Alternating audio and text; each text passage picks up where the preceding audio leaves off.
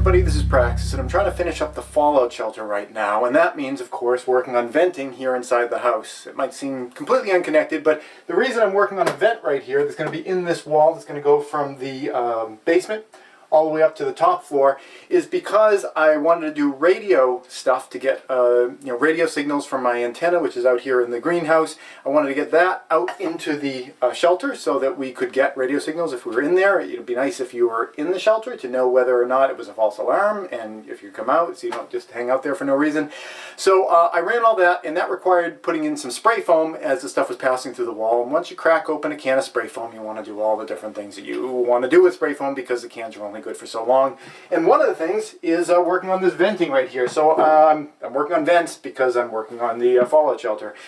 This is some in-wall vent. It is thick enough so that it can hide right inside of these 2x4s. Now I'm not actually using this for the entire length of it, but I'm going to be using it just to pass through the floor into the basement. Incidentally, the whole reason for this vent is that this is going to grab the stale air from all the way upstairs, and it's going to pull it down into the air exchanger, which is going to throw it out into the greenhouse actually later on.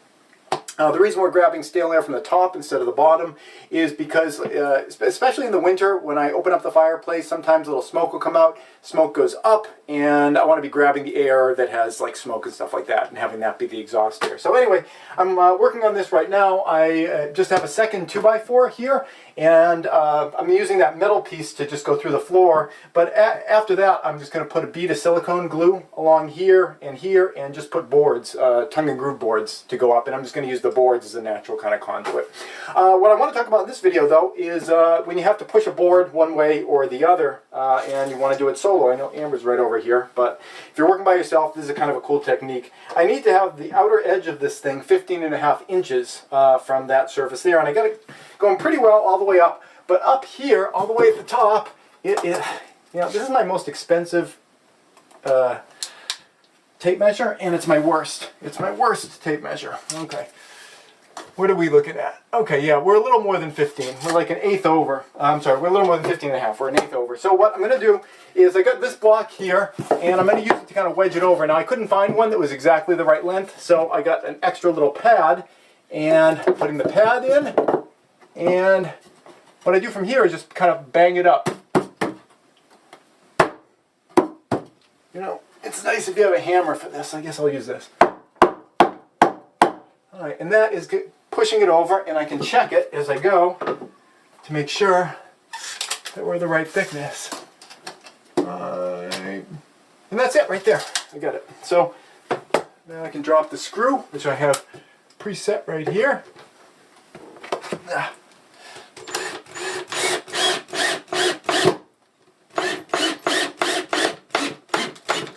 As you can see, I'm anti-stepladder today. So now I pull this guy out of here, if I can get rid of all my tools.